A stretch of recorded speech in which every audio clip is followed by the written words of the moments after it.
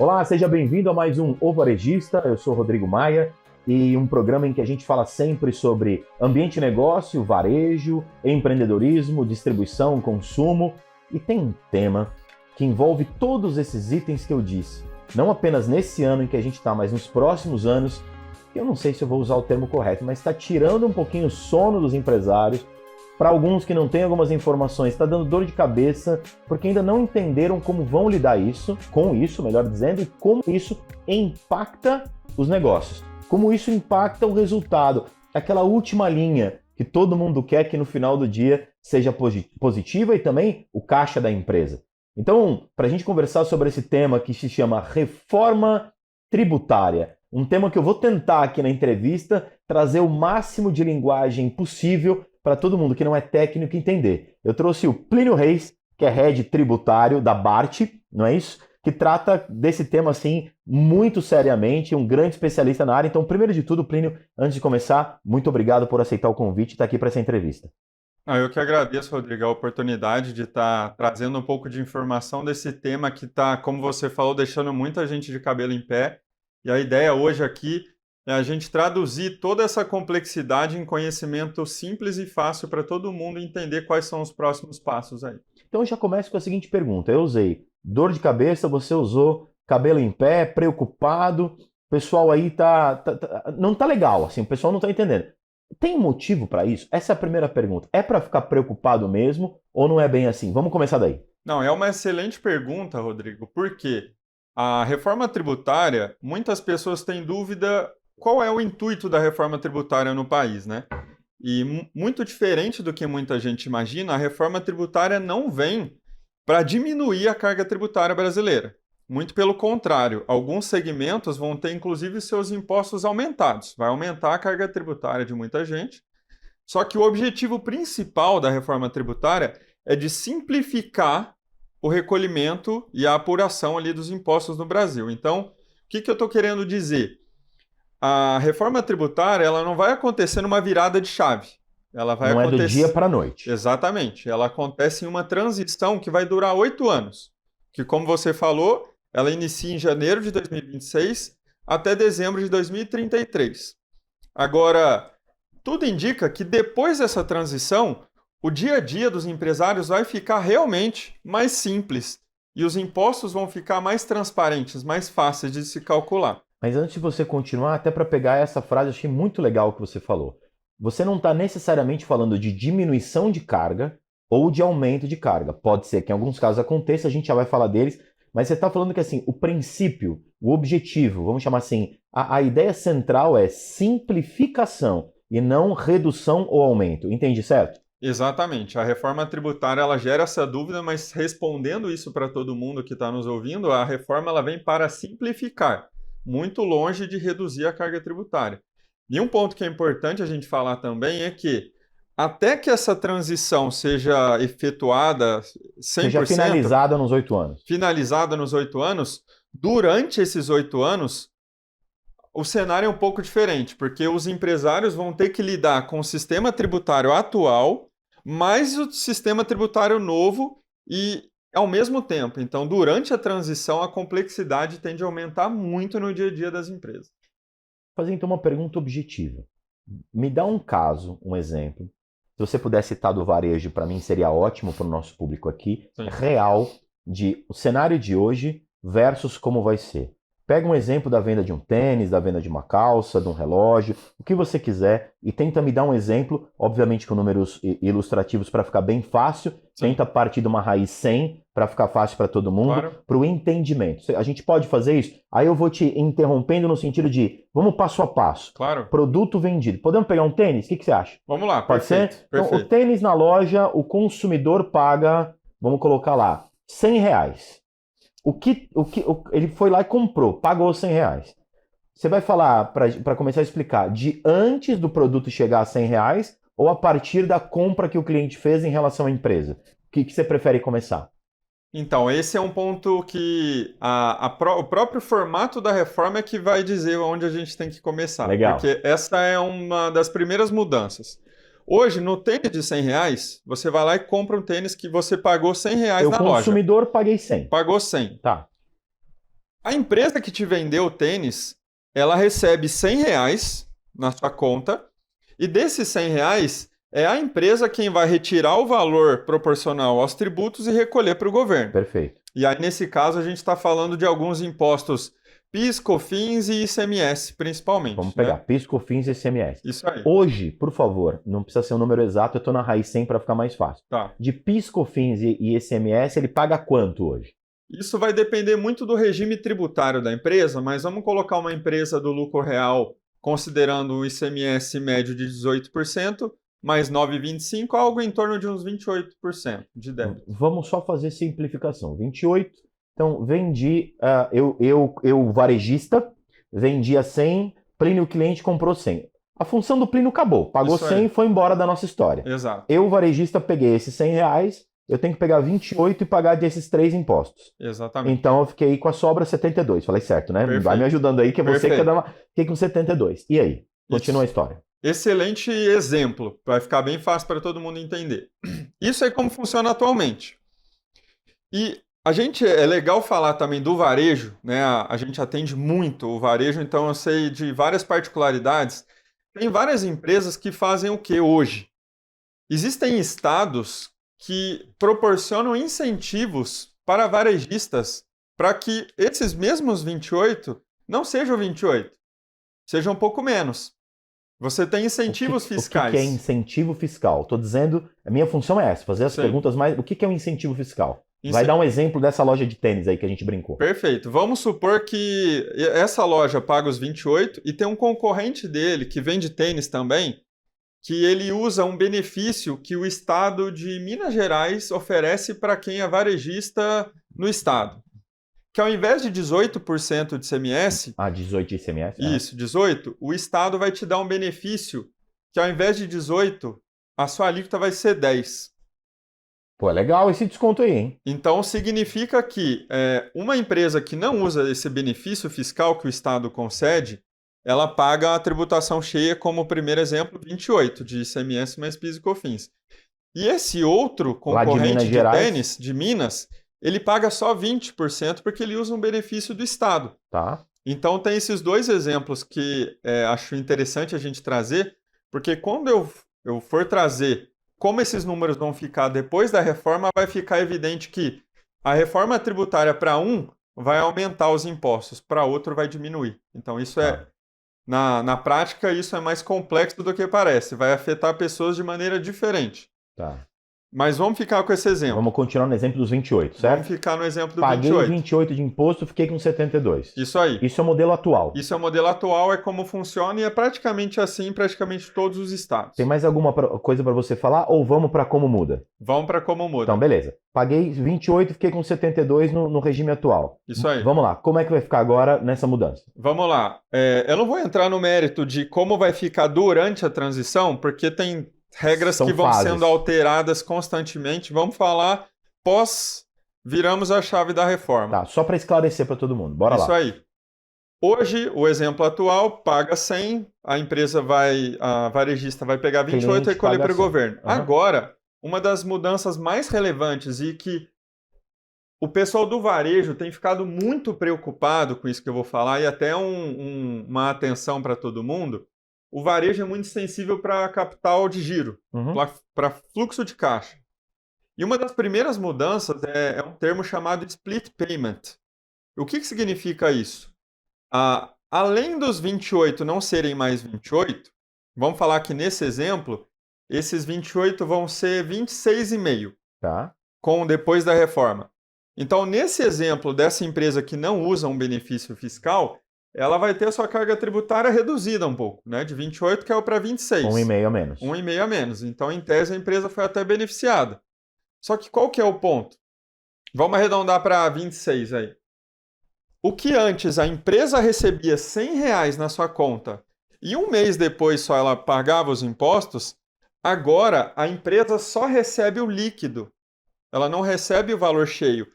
Então, quando você compra o tênis...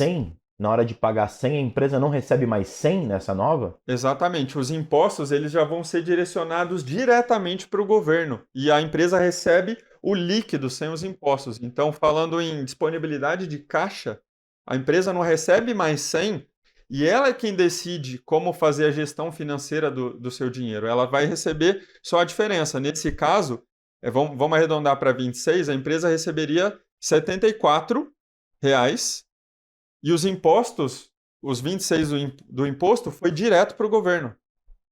Isso não transita no caixa da empresa mais. Então, falando em capital de giro, as empresas, principalmente as que são mais sensíveis quanto ao fluxo de caixa, como o varejo, por exemplo, vão ser muito afetadas. Mas me fala uma coisa. Isso é então para evitar sonegação? Porque quando eu ouço você falar isso, eu parto do seguinte princípio. E eu estou falando como leigo, não sou um especialista em tributário. Por isso que eu estou te fazendo essa pergunta e pode ser que tenha muita gente com essa dúvida.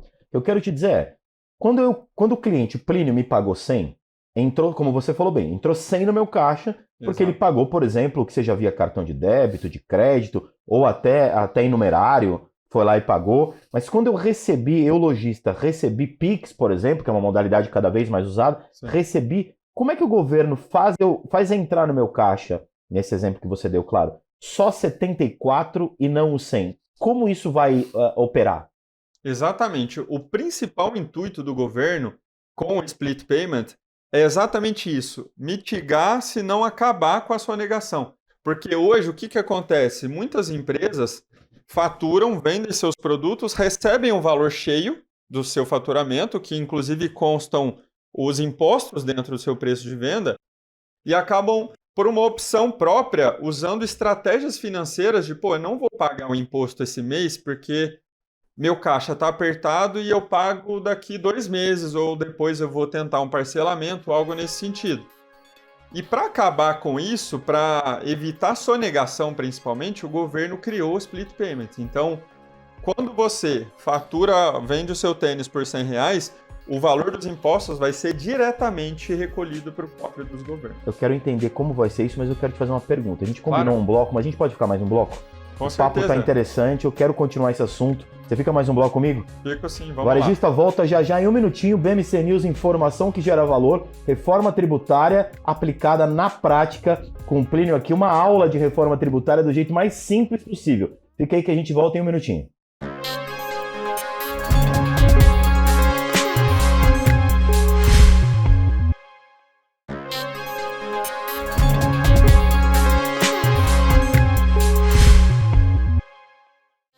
Um minutinho, a gente voltou com reforma tributária na prática. Acho que esse é o mote da nossa entrevista. E eu te convidei para ficar mais um bloco, porque eu queria entender como leigo, me ajuda. Quando você fala que o governo vai já ficar com esse valor, mitigando ou finalizando, ou acabando, melhor dizendo, com a sonegação, como? Com que ferramenta ele faz isso? Porque, por exemplo, eu imagino que daqui a 8 anos, numerário, dinheiro, vai ser cada vez menos utilizado. Mas eu entrevistei o pessoal da TecBan, do Banco 24 Horas.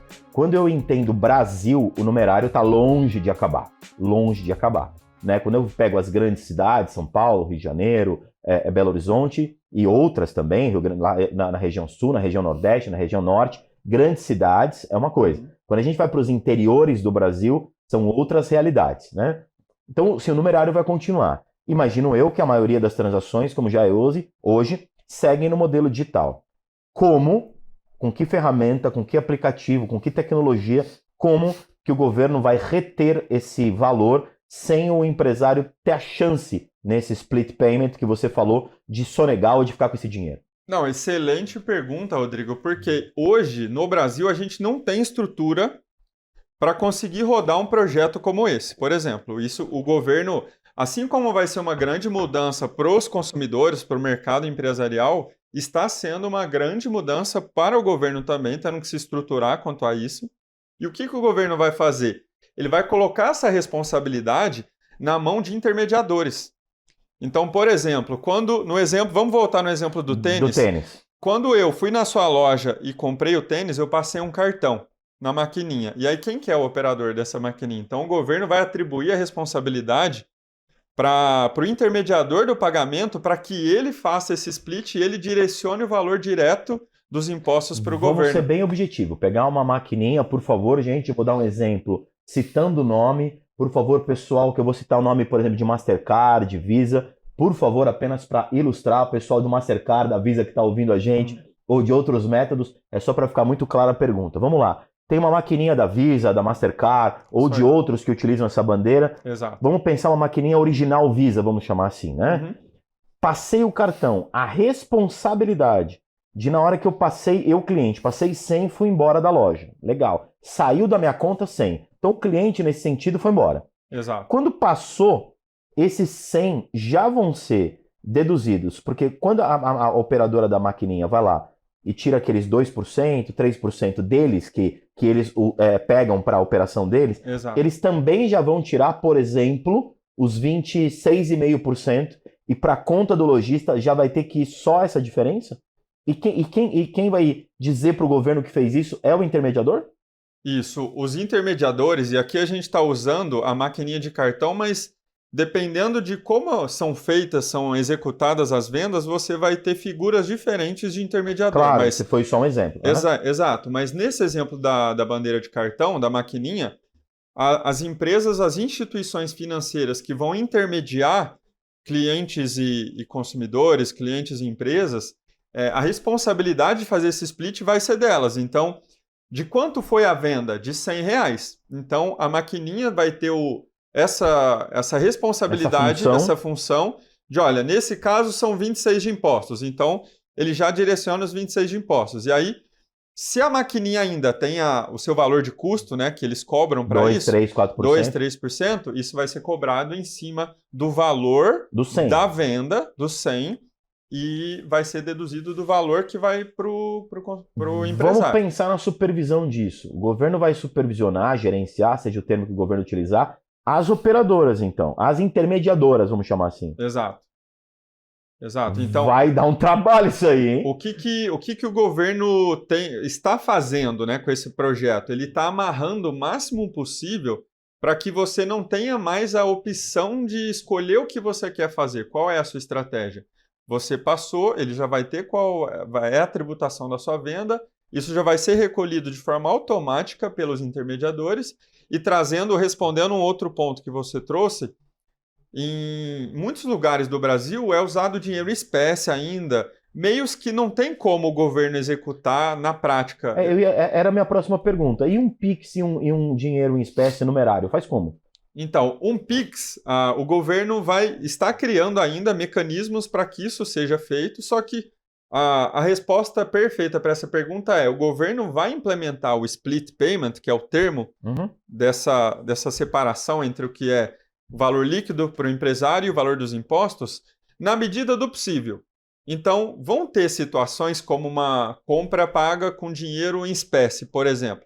O governo não consegue fazer esse split. Então, nesses mecanismos, nesses formatos de venda, o governo não vai fazer o split. Você consegue entender que aí nesse cenário vai caber à empresa receber sim 100% do valor e recolher os impostos. Ou seja, ele vai mitigar ou acabar com aquilo que é digital. Isso no aí. Pix ainda não tem uma tecnologia para isso, então eles estão, imagino eu, nessa transição toda, vão imaginar. Na maquininha está, entre aspas, por favor, menos difícil do que Pix ou de dinheiro espécie ou numerário. Mais ou menos, nesse caso que a gente citou, é isso. Isso aí, até porque a gente entende que a evolução cresce fortemente aí, né? Então a tendência é que o digital vá aumentando proporcionalmente cada vez mais, então o percentual de vendas que abre margem para uma possível sonegação em algo vai ficando cada vez menor. E me fala uma coisa, você disse no começo da entrevista que tem gente que vai pagar mais. Você citou um exemplo aí de 28 caindo para 26,5. Isso. Quais são os casos que vai pagar mais tributo com a reforma? Excelente. Muitos outros segmentos, mas eu quero deixar focado no varejo e trazendo por que eu dei o exemplo daquele concorrente, o seu concorrente lá de Minas, que ele tem um benefício fiscal daquela redução no ICMS. Ele tem como carga tributária hoje os 20% que a gente usou no exemplo. Agora, ele também vai pagar os mesmos 26% que você paga. Então, o que eu estou querendo dizer? Muitas empresas, principalmente empresas do varejo, hoje têm estruturas e filiais estabelecidas em alguns estados que oferecem benefícios fiscais para as empresas. Diferentes, inclusive. Diferentes. Então, cada estado tem um benefício diferente. Então, Minas Gerais é conhecido, Espírito Santo, Santa Catarina, vários estados têm incentivos que oferecem reduções para os empresários. Só que sem entrar muito no mérito de legislação e trazer um juridiquês aqui para a nossa conversa, todos esses incentivos vão acabar com a reforma.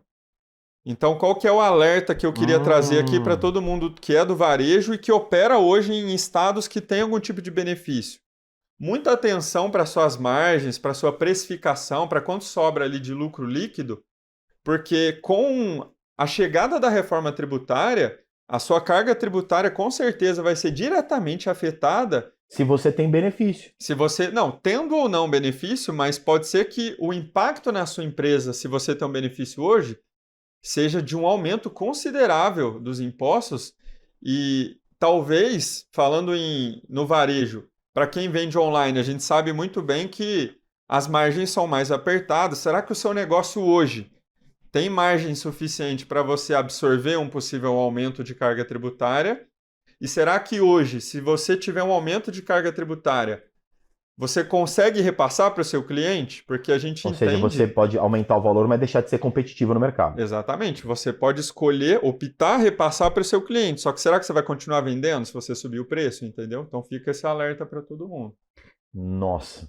E essa questão específica que a gente está citando, dos benefícios, é algo nessa transição de 8 anos que está para acontecer rápido, ou esse específico é bem lá para frente? Essa questão dos incentivos ela vai começar a acontecer em 2029 e ela vai ser concluída em 2033. Então, é um excelente ponto que você trouxe, porque quem está inserido nesse contexto hoje tem uns anos aí para trabalhar, para simular seus projetos, seus números. Mas vamos lembrar que ano que vem já é 26, né? E ano que vem falta aí 5 meses para acabar o ano. A gente já está no mês 7, né? Sim. Então, assim, são 3 anos que para o empresário, se ele não se programar, ele vai ter um problema sério, né? Exatamente. O que a gente fala é que, falando em reforma tributária, como você bem colocou, ela está aí já, menos de um semestre.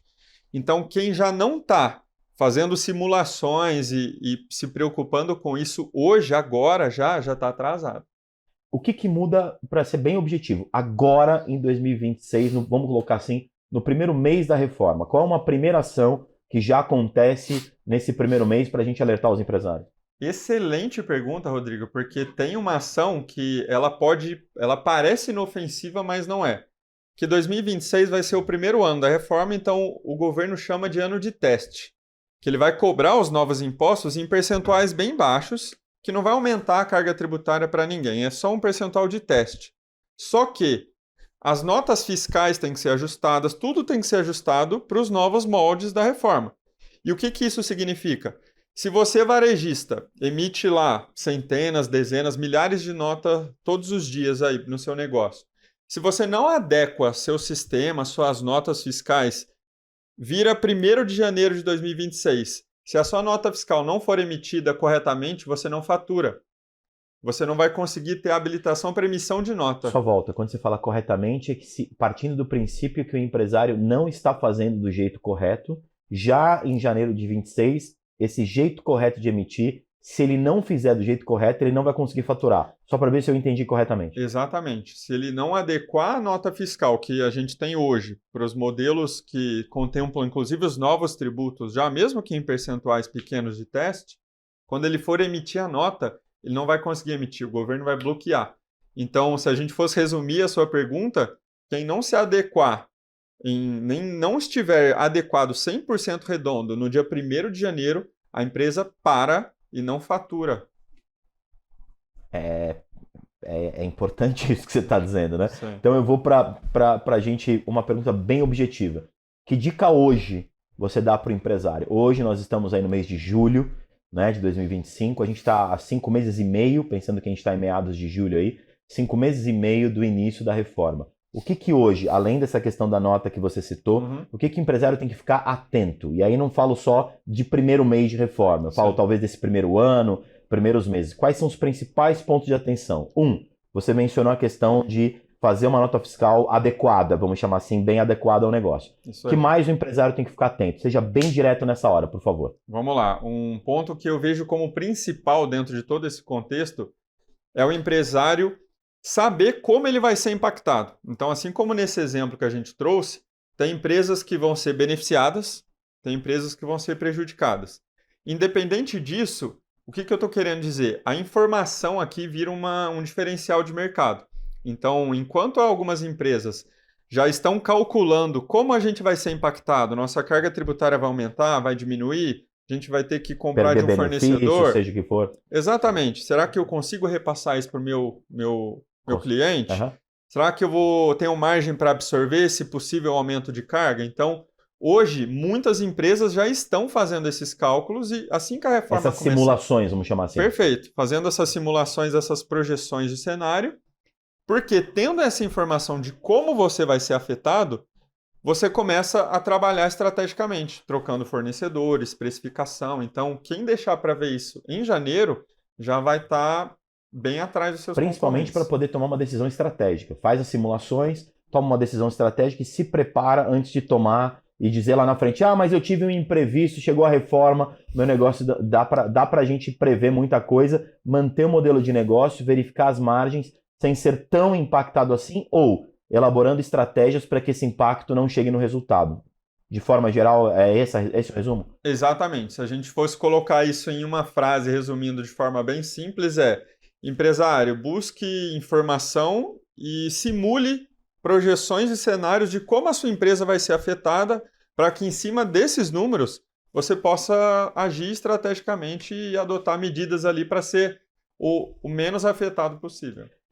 Plínio Reis, head tributário, né, da Bart, brigadíssimo pela sua presença, realmente foi muito esclarecedor. Eu acho que, pelo menos eu tenho essa impressão de que a gente conseguiu falar de um assunto complexo, pelo menos citando os principais pontos de uma maneira muito didática, para quem ainda não entendeu ficar cada vez mais, com uma informação cada vez mais correta. Brigadíssimo pela sua presença aqui no programa, Plínio. Eu que agradeço. Espero que a gente tenha ajudado o pessoal a entender um pouco mais aí sobre a reforma tributária. E já te aviso, lá no final do ano, no começo do ano que vem, eu já tô te convidando para você voltar, para a gente já no período muito mais próximo da reforma acontecer, de repente dar dicas ainda mais objetivas para os empresários, combinado? Combinado, conte comigo. É isso aí, obrigado, Plínio. Esse foi mais um Bloco do Varejista, a gente volta em um minutinho, porque aqui, como você acabou de ver, BMC News, informação que gera valor. Eu volto em um minutinho, até já.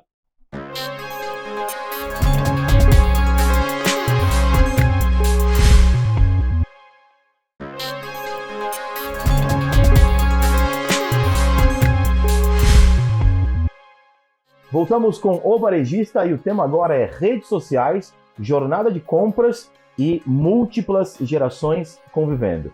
As marcas muitas vezes acham que querem ir para as redes sociais e que é só abrir uma página no TikTok que vai dar tudo certo. Será que tem a ver com o público? Será que é só o público? O que mais tem de jornada? Eu, por exemplo, que já sou de uma geração, vamos chamar assim, não pertencente de maneira tão, vamos chamar assim, nativa ao TikTok. Será que eu vou ter que comprar pelo TikTok? Outras pessoas mais velhas? Como é que a gente consegue entender tudo isso? E como é que principalmente as marcas podem se apropriar disso para melhorar as suas vendas dentro do comércio eletrônico? Jornada, redes sociais, gerações. Para isso eu trouxe aqui Eduardo Pereira, que é Head de Business, né, da Corbiz, e que trouxe aqui para a gente, vai trazer aqui para a gente alguma contribuição nesse sentido. Então, primeiro de tudo, brigadíssimo aí pela sua presença, por aceitar o nosso convite. Obrigado, Rodrigo. Prazer é meu de estar aqui com vocês, poder falar um pouco sobre isso, esse novo modelo de negócio que está surgindo para o Brasil. Então, eu já começo com a pergunta direta. Eu vou ter que comprar pelo TikTok? No futuro, sim. Qual futuro a gente está falando? Hoje. Então, assim, eu vou precisar... Vai chegar uma hora que eu não vou... O TikTok vai ser mais negócio para mim. O TikTok ele vai unir duas coisas muito boas, tá? Toda a parte de conteúdo. Então, você vai estar ali vendo conteúdo, vendo coisas que você gosta, e o algoritmo vai te mostrar cada vez mais coisas do que você gosta. E a partir disso, ele vai te entender, vai te mostrar um produto que pode fazer sentido para sua jornada, tá? Então, realmente, se você quer estar dentro de algo que vai tracionar a sua jornada de compras, você vai comprar pelo TikTok. Quando você fala de tracionar a sua jornada de compra, você consegue dar um exemplo muito prático para mim, assim, pegando algum case que vocês tenham, algum exemplo que você queira criar, só para todo mundo entender do que a gente está falando de jornada, de tração e de rede social? Perfeito. Hoje o que a gente mais tem de evolução em jornada social é as influencers de beleza, né? A gente vê essas influencers cada vez mais criando suas próprias marcas. Então, cada usuário hoje que começa uma trajetória de compras e ele quer um conhecimento, geralmente ele inicia pelo TikTok Shop, tá? Ele inicia pelo TikTok. E hoje, o TikTok, além dele trazer esse conhecimento, ele já vai trazer também um produto para finalizar a compra. Então, uma jornada que ela se inicia por uma busca, pelo conhecimento, hoje ela pode se finalizar por uma compra. Antigamente, o TikTok era somente busca e conhecimento. Ou seja, eu buscava algo, eu passava meu tempo ali aprendendo alguma coisa. Hoje eu já conecto isso com a compra também, tá? Então, por exemplo, se a gente pensar em comércio eletrônico, vamos falar de modalidades de comércio eletrônico. Marketplace é uma modalidade. Sim. O próprio portal / site da empresa própria, vamos colocar aqui. Aí tem as redes sociais. O que mais que a gente tem de comércio eletrônico hoje? Temos o D2C, né? O D2C, ok, que é direto do consumidor. Temos o B2B, né? Que é business to business. Eu tenho uma outra variedade, que é o B2C. Então Mas como meios digitais, eu tenho pelo marketplace, pelo site da minha empresa e pelas redes sociais, como meio. Como meio. São esses três? São esses três principais. Principais, isso. Os três principais. O que você entende hoje que vai ser o principal? Por exemplo, dei até esse exemplo no começo do programa, nos blocos anteriores, uma loja que vende tênis. Muito bem. O que eu vou conseguir mais no comércio digital? Estou nessa entrevista contigo agora, nesse bloco, vou excetuar a questão da loja física. Vou tirar um pouquinho ela de cena para a gente focar no digital. Eu vou conseguir, na sua concepção, vender mais num marketplace que eu coloco meu tênis lá, no meu próprio site que eu coloco meu tênis lá, ou nas redes sociais como Instagram, TikTok ou outras? O que você acha que vai dominar esse mercado? Se a gente analisar o mercado externo, principalmente focado no chinês, rede social vai ser o grande ponto, tá? Mas qual que é a grande questão do TikTok hoje? Ele une rede social com marketplace. Por quê? Quem envia o produto para o consumidor final é o TikTok, não é o lojista. Então o lojista ele apenas apresenta o produto e o TikTok tem toda a parte de gateway de pagamento e envio para esse lojista, tá? O TikTok, nesse sentido, vai ser quase um concorrente do Mercado Livre? Vai ser quase um concorrente do Mercado Livre. Ou um grande maior concorrente do Mercado Livre nos próximos anos. Olha só. Tá. Esse é o grande ponto que a gente vê que o Samuel Journal e a Santander traz, que vai ter uma evolução, possivelmente de até 39 bilhões de reais, que o TikTok Shop vai agregar para o e-commerce brasileiro. Por quê? Eu tenho mais um canal de vendas que vai concorrer diretamente com os grandes players. E o TikTok ele vem com essa força, ele vem com essa tecnologia. Então é esse sentimento que a gente começa a olhar lá fora, que na China já é um grande case de negócio, e que nos Estados Unidos cresceu 600% no ano passado, a gente identifica aqui no Brasil, por ter uma grande população utilizando, a gente está falando de quase 120 milhões aí de usuários de TikTok Shop que ficam quase 120 minutos dentro da plataforma, esse potencial todo vai trazer um grande potencial de vendas no final do dia. Essa conexão de dados pode trazer, sim, esse resultado. E você aconselha uma empresa, nessa brincadeira do exemplo que eu fiz da loja de tênis? Vamos pegar aqui no exemplo bobinho que eu dei, a Maia Shoes, que eu estou falando de Rodrigo Maia, brincando aqui. Olha eu fundando uma marca, uma marca nova. Então, a questão volta assim, eu, lojista, nessa Maia Shoes que a gente brincou, eu abro a minha própria plataforma no TikTok, a minha própria conta, ou boto o meu produto numa conta de influenciador? Perfeito. Rodrigo, na verdade, é os dois cenários, tá? Você vai ter que criar o Rodrigo Maia Shoes, tá? Na brincadeira aqui. Na brincadeira, tá? Vai ter que ter o seu perfil. E o seu perfil, ele disponibiliza o produto para os influenciadores. Esse é o grande desenho do o meu TikTok. produto não vai estar disponível no perfil do influenciador. Vai estar, mas ele tem que fazer a solicitação para você, porque senão fica... Como é que ele entrega? Como é que ele entrega. Entendi. Então, exemplo. Eu sou influenciador e eu vou falar, Rodrigo, eu quero fazer um merchan do seu produto. A gente vai negociar uma comissão e eu vou falar do seu produto, tá? E aí, quando o consumidor faz a venda final, o influenciador ganha uma comissão e você paga uma outra comissão para o TikTok Shop, tá? Então, nesse cenário, ele sempre vai estar nos dois. Você precisa ter o seu perfil e a sua loja dentro do TikTok e também essa comunicação com os influenciadores. E isso aqui, essa comunicação com os influenciadores, é o que a gente está chamando que vai ser a grande virada, o grande momento do e-commerce novo. Por quê? Eu tenho agora como ver realmente se um influenciador auxilia ou não nas vendas. E qual que é o potencial dele ou não dentro da plataforma. A gente já sabia esse grande boom que os influenciadores têm, principalmente no Brasil. Mas agora a gente vai ter dados palpáveis que o TikTok Shop vai dar para nós. Mas nessa ideia do TikTok Shop, é live commerce ou não necessariamente? Não necessariamente. A gente, hoje, com os clientes que a gente já está rodando, a gente vê que a gente chama de shoppable video, ou seja, aqueles cortes virais do produto. Ele está indo melhor do que as live commerce. Mas a live commerce também gera um resultado. Por que o shoppable video ele é melhor que a live commerce? Porque o algoritmo do TikTok ele é um algoritmo extremamente inteligente, é um dos algoritmos de redes sociais mais inteligentes que existem no mercado, para não dizer o melhor. Então, se eu estou vendo um vídeo do seu produto, é porque realmente faz sentido para mim. E aí isso me chama a atenção e é por isso que eu começo a minha trajetória de compra. Diferente ali de outras plataformas que não tem um algoritmo tão certeiro quanto do TikTok. Então hoje para os clientes a gente fala que o Shoppable Video é um principal caminho de negócio. E você entende realmente, por mais que eu brinquei no começo de eu ter que comprar no TikTok, e claro, eu fiz essa brincadeira mais para puxar a conversa, você entende hoje que as múltiplas gerações existentes, que coexistem hoje na nossa sociedade, não tem mais saída? Porque assim, ao mesmo tempo eu trago aqui empresários que falam assim, a loja física não morreu, ela é um ponto de experiência. Do outro lado, vem o mundo digital dizendo, olha, cada vez mais a compra vai ser pelo digital e não pela loja física. Como é que você enxerga isso nesse sentido? Eu não quero que você fale da loja física porque nem é o ponto da entrevista, mas assim, isso é geracional, que tem a ver com faixa etária mesmo, isso é geracional, que tem a ver com a geração presente hoje na sociedade. Como é que você enxerga isso de uma maneira muito prática nessa pergunta? Não é uma pergunta filosófica, é uma pergunta prática. O que hoje vende mais? O que hoje traz mais awareness? O que hoje traz mais resultado para as marcas? Rodrigo, eu vou tentar ser o mais simples possível, tá? A omnicanalidade no final do dia é que está tomando conta de verdade. O Brasil ainda não entendeu ela por completo, tá? Por quê?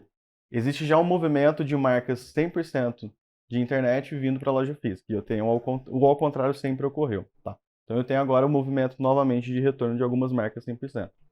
Qual que é o melhor lugar para estar hoje para o consumidor? Tá?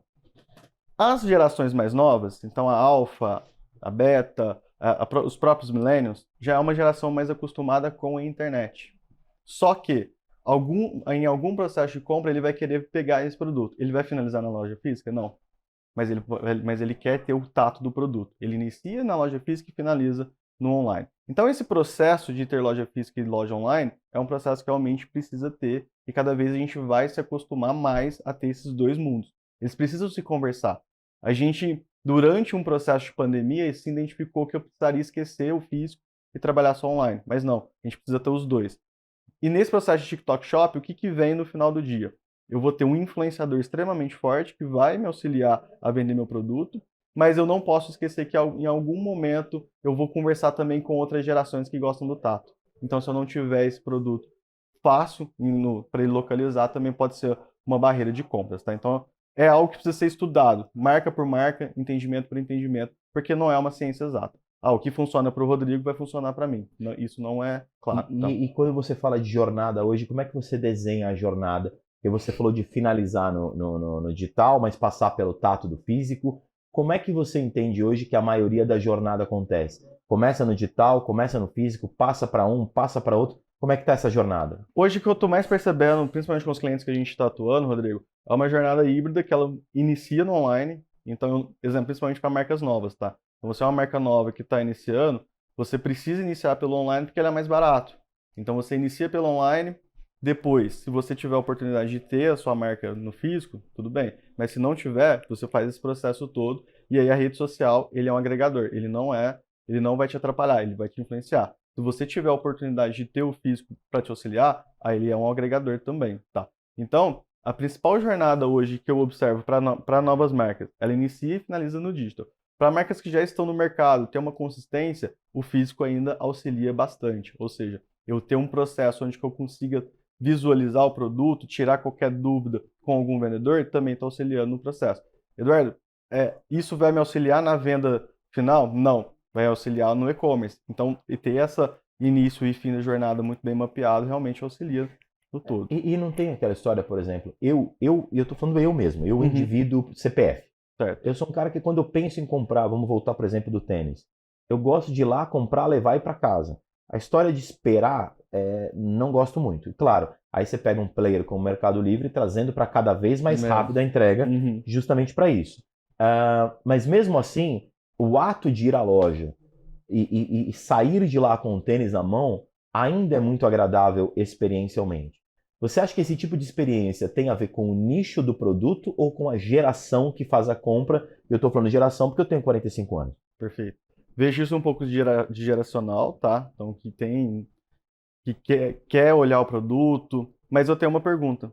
Quando você vai fazer a compra do seu tênis, você não pesquisa ele na internet antes? Ou não? Você só vai direto para a loja? Depende do tênis, por exemplo. Eu tenho dois tipos de tênis, o que eu trabalho e o que eu uso para esporte. Uhum. Então, como eu já sei muito bem as marcas que eu gosto, o que eu vou trocar é um modelo ou alguma cor ou alguma, por exemplo, a corrida acabou, já não tem mais a mesma dinâmica, porque já deu a quilometragem do tênis. Então eu sei a marca que eu quero, eu curto ir até a loja, porque eu já quero sair de lá com o tênis.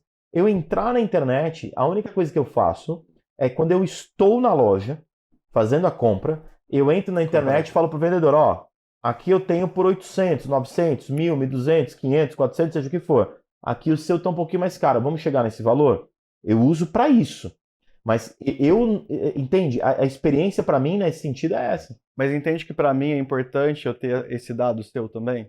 Do usuário que foi na loja e olhou o preço. Porque eu consigo entender qual que é a jornada sua. Entendi. Então, exemplo, a minha jornada hoje para uma compra de tênis, que eu tô fazendo ela nesse momento até, eu inicio ela pela internet por causa de preço e também por causa de qualidade. Qual que é o melhor tênis de corrida?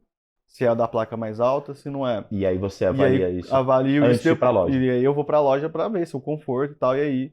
Só que eu finalizo na internet porque é o meu ramo, né? Então eu sempre tento levar para a internet. Mas esse processo de busca, de search, muitas vezes ele ocorre e o cliente inicia na internet e ele finaliza no online. Então, por isso que a gente fala, a omnicanalidade ela é muito forte. O que a gente percebe com o TikTok Shop? Essa distância e esse entendimento, o usuário ele faz o search na plataforma, ele encontra um influenciador que já responde para ele finaliza a compra. Ele não precisa ir até a loja. Então eu tiro um ruído, que é o cliente localizar o produto, encontrar o produto e ter que ir à loja. O TikTok Shop vem e pode auxiliar isso. E o lojista tem que ter preparado para atuar nessa jornada. O lojista tem que estar preparado para todas as jornadas. Para todas as jornadas. Para todas as jornadas. Eduardo Pereira. É isso. Muito obrigado pela sua presença, muito obrigado pelas informações. Tenho certeza que agregou bastante para a gente entender essa questão da jornada e eu tentar imaginar, e quem está assistindo em casa também, como é que o TikTok, nesse sentido de venda de produto, vai fazer cada vez mais parte do nosso dia a dia e da nossa expectativa de compra e que os varejistas têm que ficar muito atentos a isso. Obrigadíssimo pelo conteúdo, tá bom? Eu que agradeço pela oportunidade. Eu que agradeço. O Varejista volta em 1 minutinho, BMC News, informação que gera valor. Até já.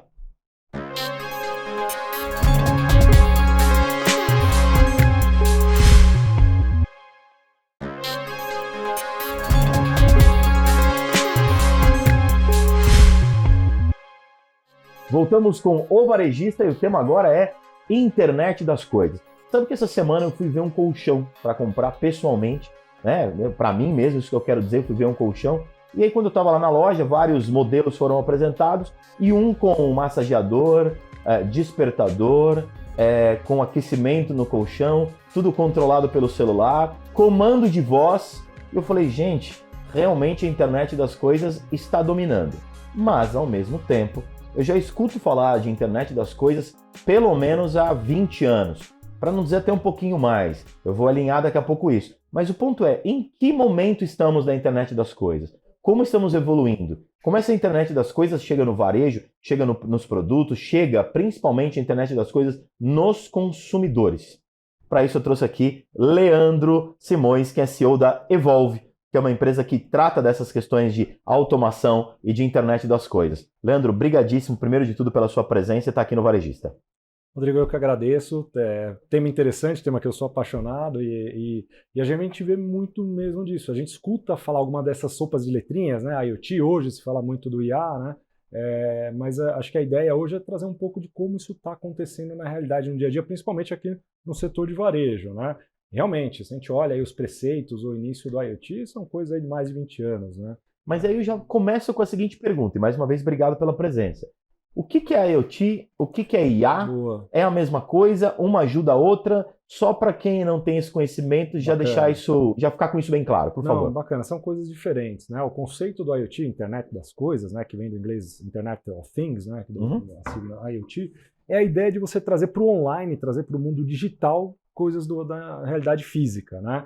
No exemplo que você deu, por exemplo, puxa, eu tenho um colchão conectado, trazer parâmetros ou informações do meu colchão, ou agir pelo meu celular, dar um comando que vai chegar no meu colchão. Esse é um conceito do IoT, né? A realidade hoje na indústria, no varejo, em diversos setores, o IoT ele é um viabilizador de outras coisas, por exemplo, você sensorizar, você trazer dados da cadeia de frio de um supermercado, trazer dados do fluxo de pessoas numa loja de vestuário, numa loja de supermercado, trazer isso para o mundo digital e aí permitir N análises, N decisões, N coisas. Esse é o conceito do IoT, você trazer algo do meio físico real para o digital por meio de sensores. A grande evolução que esse setor teve é você hoje ter sensores que são muito práticos, né? O que a gente fala plug and play. Hoje você cola um sensor, você pega uma geladeira do varejo, por exemplo. Antigamente, você monitorar a temperatura daquilo, ou ia alguém lá com a pranchetinha, um termômetro, media e anotava, né?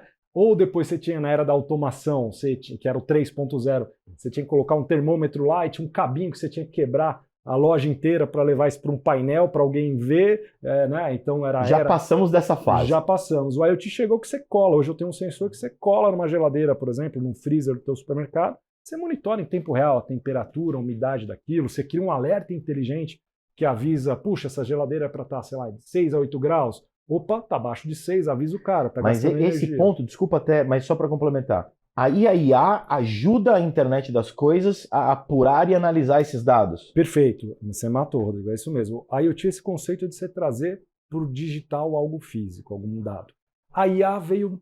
A IA, na verdade, é até anterior, claro, né? A gente escuta falar de IA lá atrás, mas hoje é IA que a gente tem falado muito, que é essa capacidade de analisar de forma massiva um grande volume de dados, tratar esses dados de forma...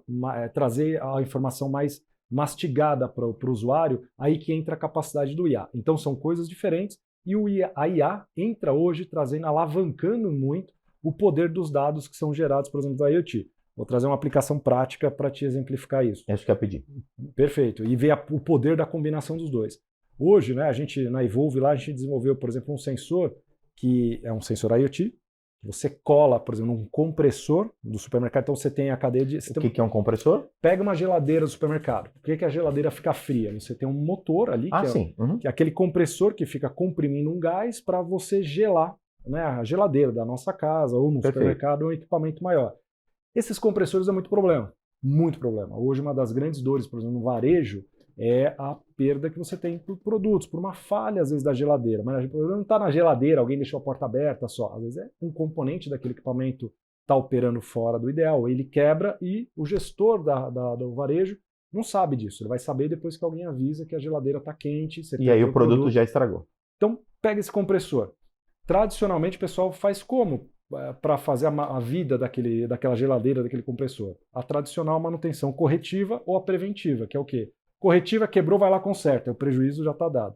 A preventiva, o cara tem que ir lá, sei lá, todo mês eu passo para olhar a temperatura daquele equipamento, trocar o óleo, né? Isso é a preventiva, que é cara também, porque às vezes o cara vai lá quando não precisa. Ou vai lá depois que o problema aconteceu e ele já teve que fazer a corretiva. Então o IoT chegou hoje num nível que eu consigo colar um sensorzinho, uma caixinha que você cola no compressor, eu fico monitorando ali a vibração daquele compressor, a temperatura dele, e eu fico reportando isso para a nuvem. E aí você fala, nossa, Leandro, você está trazendo um volume gigantesco de dados daquele compressor, a vibração, a temperatura, é aí que a IA entra. Eu pego todos esses dados que o meu IoT está trazendo para a plataforma da Evolve, e eu tenho hoje uma camada de algoritmos inteligentes que eles ficam lendo aqueles dados continuamente. Não precisa ter uma pessoa sentada analisando a vibração da máquina. O algoritmo ele fica analisando aquele dado, e ele aprende aqueles dados. Aí ele consegue, hoje, eu consigo dar uma nota de saúde para cada compressor numa loja. Então, a gente entra no universo do que a gente chama manutenção preditiva. E quem faz isso é IA. Então, hoje mas a IA consegue fazer isso, neste caso, por meio de uma tecnologia de internet que está conectada ao compressor, por isso internet das coisas, que gera o dado para a IA analisar e abastecer informação necessária para fazer a gestão daquelas geladeiras, vamos chamar assim. Exatamente. E isso é um caminho que a gente vê que destrava muito valor. A gente escuta falar muito no nosso dia a dia hoje da IA, né, mas essa da IA do nosso uso como pessoa física, né, tem muita iniciativa empresarial na IA também, lógico, mas eu vejo um grande potencial de crescimento em combinações desse tipo.